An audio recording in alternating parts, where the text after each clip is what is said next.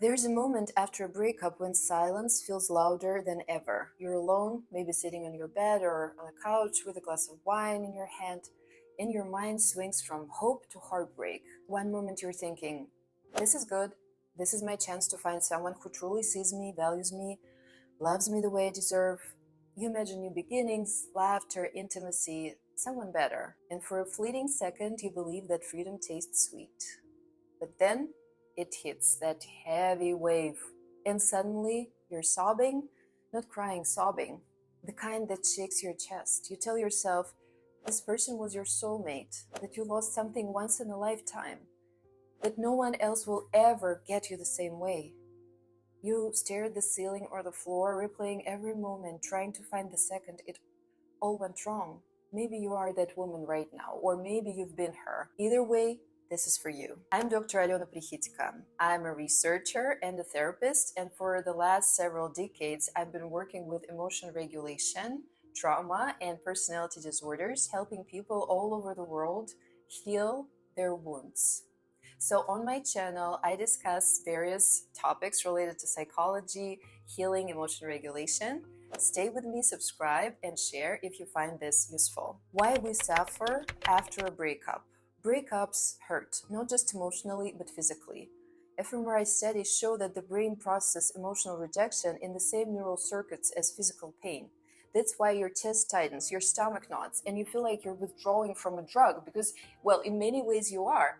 Love, especially in its early and intense phases, floods your brain with dopamine, oxytocin, and serotonin.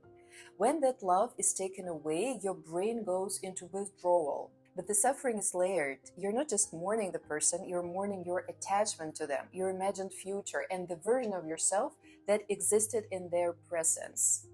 We suffer because we attached deeply, neurochemically, and emotionally. We invested our time, our vulnerability, our dreams. We internalized the relationship as part of our identity. And in psychology, this is called inclusion of the other in the self. When the other leaves, it feels like a part of you is ripped away. And the deeper the investment, the longer you stayed, the more you gave, the harder you loved, the more shattered you feel when it ends. You might think, I should have seen this coming. Maybe I wasn't enough. What if no one ever loves me like this again?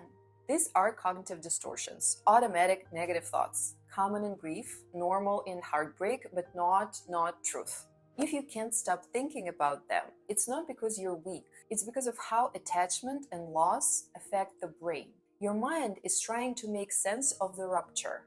It's searching for meaning, craving closure, and attempting to reestablish safety. Because after emotional trauma, brain enters a state of hyperarousal. It overanalyzes, scans for danger, and revisits the past obsessively. So this is trauma response. For many women, the loss activates abandonment wounds, often rooted in childhood. If you were ever made to feel invisible, not good enough, or had to earn love, breakups can reopen those wounds like they never healed. That's why you may feel disproportionately broken. People ask, how long does it take to heal? Well, healing isn't a countdown, it's a cycle. Denial, anger, bargaining, depression, acceptance, sometimes all in one day. But on average, emotional recovery from a deep relationship takes 6 months to a year. Longer if the bond was traumatic or entangled with dependency. So the good news are that healing isn't passive. You don't just wait, you work your way out. So what exactly can you do to heal? Here are some evidence-based steps you can take, and I'll explain why they work. So number one is journal everything without censorship. Just take it all out, write it down. So why it works? Because writing and putting everything on paper helps to contain your emotions. And your journal is a safe container where you can put everything. Afterwards, if needed, analyze it. But at the same time, writing helps to engage prefrontal cortex, and that will help to regulate your emotions, and it will help to evoke cognitive reappraisal, one of the most helpful emotion regulation strategies when you are reassessing and reframing what happened to you.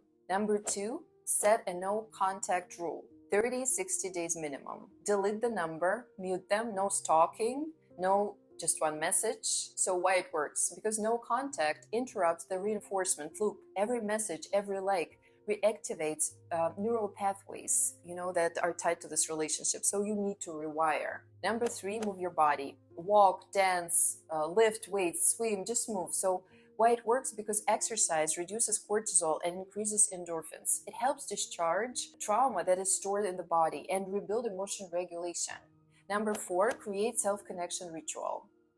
So for instance, tea plus journal, candlelit bath, daily affirmations.